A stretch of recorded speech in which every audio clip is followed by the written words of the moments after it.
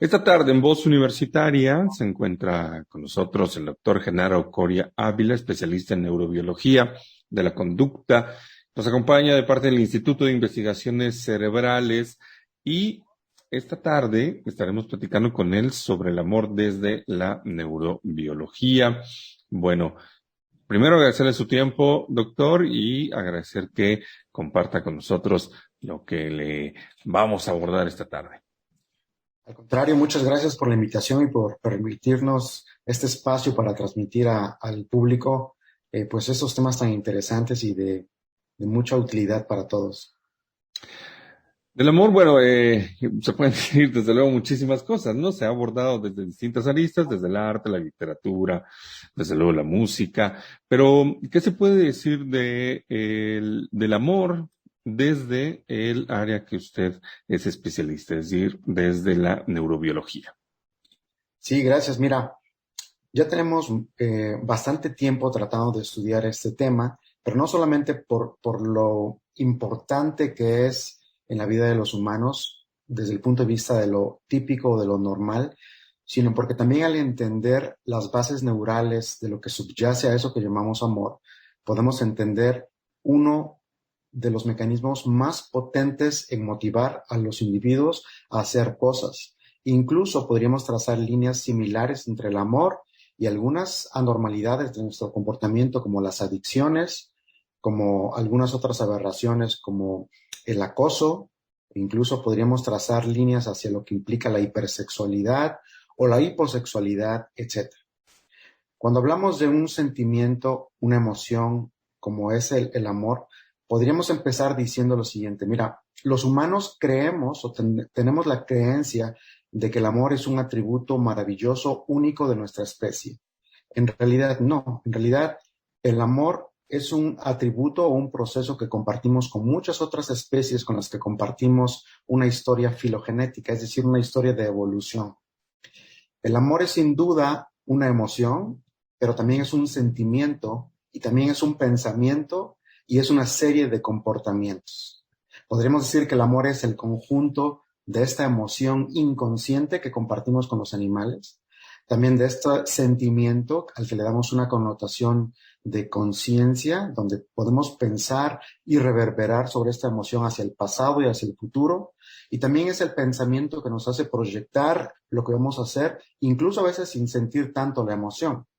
Y todo esto nos hace comportarnos de una forma, y esa forma y todas esas emociones, el conjunto y la suma de todo esto es lo que llamamos amor en los humanos. Y ciertamente podríamos trazar homologías con los animales y tratar de entender para qué sirve.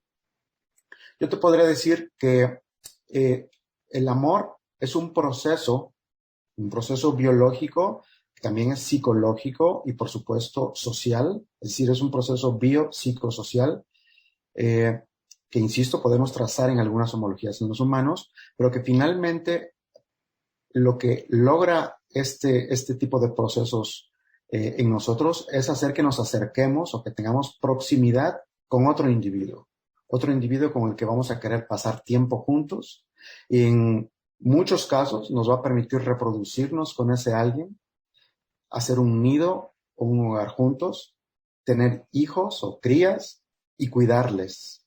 Y todo esto es un proceso que se siente muy bonito, que se siente una plenitud, que se siente un estado de que uno está completo.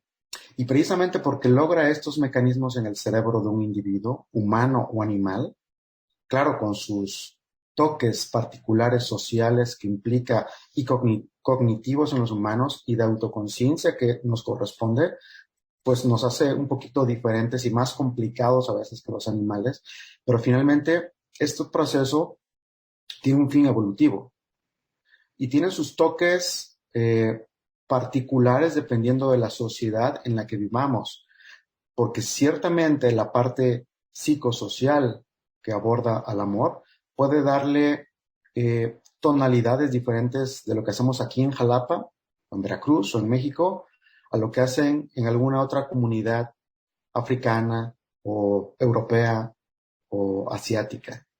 Podríamos incluso pensar que se permiten o no ciertas cosas en la expresión del amor dependiendo de esta particularidad psicosocial, aunque compartamos la base biológica en toda la extensión de la palabra, porque la especie humana y muchas otras especies de mamíferos compartimos la esencia biológica de esto que estamos hablando hoy, que son las bases neurobiológicas de esos procesos mentales que nos hacen querer estar con alguien y que nos hacen sentir bien. Ahora, es muy importante que nos haga sentir bien estos procesos. De hecho, esa es la idea. Es un proceso mental que actúa sobre neurocircuitos que, insisto, hemos heredado de nuestros ancestros y que al activarse nos produce un estado de bienestar, nos reducen el estrés y la ansiedad, nos da un estado de calma, y todo esto con el objetivo de que queramos acercarnos a un individuo que probablemente es desconocido hasta ese momento, con el que querramos bajar nuestra guardia y seamos mucho menos críticos desde el punto de vista racional, es decir, que no le veamos tan feo o tan fea, sino que le veamos como una posible pareja adecuada, apetecible, pues para hacer un proceso que desde el punto de vista evolutivo es muy importante, que es el apareamiento y la perpetuación de las especies. Obviamente el amor no solamente se puede expresar hacia una pareja. Podríamos incluso tener debates de cuántos tipos de amor existen.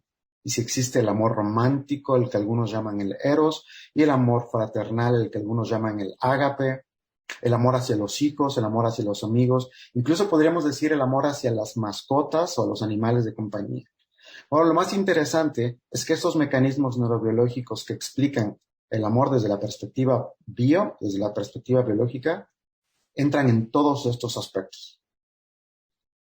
De manera general, diríamos que cuando hablamos del amor de una pareja, hablamos de una primera fase muy rápida, que es la fase de atracción, donde hay unos mecanismos donde entran las vías de atención, de predicción, de expectativas, de euforia, donde unas sustancias que se llaman aminas biogénicas como la dopamina, la noradrenalina y la serotonina juegan un papel muy importante. De hecho, se dice que en esta primera fase del enamoramiento, que dura algunos meses, algunos dicen que hasta un par de años, pudiera ser uno de los procesos que semeja de cierta forma a algunas alteraciones psiquiátricas, porque durante esa fase de enamoramiento intenso, de la fase de atracción, somos menos críticos, somos más compulsivos, hacemos más locuras, etc. Y después viene una segunda fase, la que llamamos la fase del apego, donde otros mecanismos juegan un papel que ya no son las mismas, sino es otras sustancias como la oxitocina, la vasopresina, y donde hay una estabilidad emocional mayor. No sé si con eso empiezo a responder tus preguntas, Brisa y Antulio. Sí, y doctor, bueno, esto que nos comenta sobre estos procesos y estas situaciones que envuelven los factores biosociales, ¿qué pasa, por ejemplo, con una persona cuando se enfrenta al desamor, a no encontrar satisfacción a estos sentimientos y a estos cambios hormonales, físicos, sociales? Sí, nuestro deseo nuestro impulso natural por sentir esa recompensa al amar o al ser amados, pues significa que tenemos este sustrato inherente a nuestra neurobiología, ¿no? Tenemos la capacidad de experimentar en algún momento de nuestras vidas estas sensaciones, emociones y sentimientos y pensamientos que acompañan al amor. Nos lleva a estos estados de euforia, de tranquilidad, insisto, para que todo este proceso ocurra y nos permita formar los apegos, nos permita vivir en comunidades, en pareja, en comunidades, y hacer vínculos con otros, porque somos seres sociales. Y esta misma capacidad que tenemos de hacernos sentir tan bien tiene su contraparte. Es decir, cuando un vínculo afectivo se destruye, se acaba, pues viene la contraparte neurobiológica, donde otras estructuras tratan de compensar la actividad neurobiológica que había, y de cierta forma, por eso decía yo al principio que entender las bases biológicas del amor nos hace entender incluso otras patologías psiquiátricas y de la salud, como las adicciones a las drogas. Ciertamente hay una similitud entre el estado de desamor de alguien que se acaba de terminar su vínculo afectivo y el estado de abstinencia de una persona a la cual le quitan una droga de abuso. Con algunas se nota mucho más, pero podríamos incluso detectarlo desde cosas tan ligeras como la cafeína, ¿no? A todos los que nos quitan la cafeína sentimos una serie de reacciones muy intensas porque necesitamos nuestra cafeína. Pero si esto le vamos sumando a otro tipo de drogas, por ejemplo, la cocaína, las anfetaminas, que son tipo dopaminérgico, o a otras que son más de tipo opioidérgico y oxitocinérgico, como la heroína y los opioides, entonces podríamos ver unas homologías del síndrome de abstinencia mucho más fuertes que nos ayudan a entender lo que le pasa a un enamorado al que le quitan su pareja o al que le dicen ya no te amo y me quiero ir con otro. Y esto explica por qué algo que se sentía tan bien ahora se siente tan mal.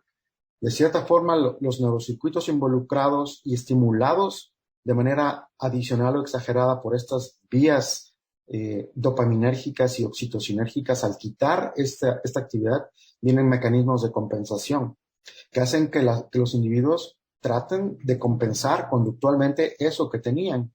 A veces los individuos terminan rogando, a veces terminan en condiciones de relaciones tóxicas donde tienen que aguantar lo que antes no querían aguantar, igual que un adicto que termina mendigando por dinero para conseguir un poco de droga, un poco de lo que antes tenía.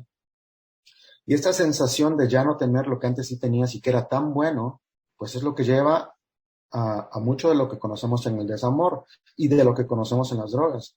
Algunas veces incluso delitos muy, muy fuertes, como perseguir y hacer daño con tal de volver a conseguir lo que antes experimentaba. Doctor, nos ha comentado que han estado durante un tiempo tratando de investigar o investigando temas sobre el amor por su importancia y su valor, su peso social. ¿Hay algunas publicaciones, hay algunas investigaciones que hayan realizado, que hayan publicado, difundido y que podamos consultar? Sí, por supuesto. Mira, nuestra página del Instituto de Investigaciones Cerebrales tiene la lista de todos los profesores, de los investigadores que ahí laboramos, y las páginas de todos, ahí vienen normalmente las ligas a los artículos. En mi página, un servidor, ahí he puesto las ligas de los artículos que hemos publicado. Este tema, insisto, es un tema muy interesante por sí solo, porque entender los mecanismos del amor, pues es un tema interesante. Pero entender las implicaciones que esto tiene en la vida de los individuos, de los humanos y de los animales, tiene un peso muy fuerte porque nos ayuda a entender por qué a veces se nos sale de control las cosas y por qué a veces nos volvemos disfuncionales cuando estos mecanismos terminan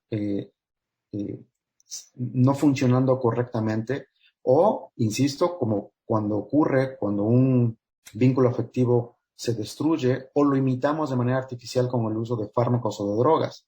Por eso es muy importante entender cómo funcionan estos mecanismos, porque detrás de esto está entender más cómo funcionamos como especie, cómo funcionamos de manera normal, cómo nos volvemos disfuncionales y trazar homologías a muchas alteraciones psiquiátricas que están ahí y que seguimos sin entenderlas.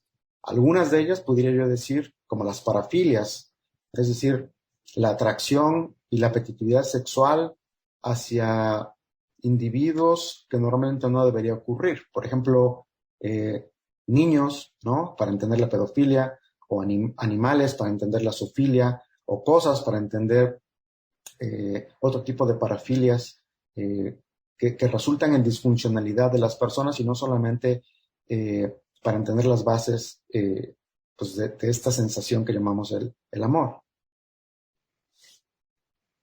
Perfecto, doctor. Pues muchísimas gracias por platicar con nosotros acerca de estos temas y por supuesto la invitación está abierta para seguir hablando acerca de esto y seguir hablando de otras muchas vertientes que puede tener una investigación sobre el amor.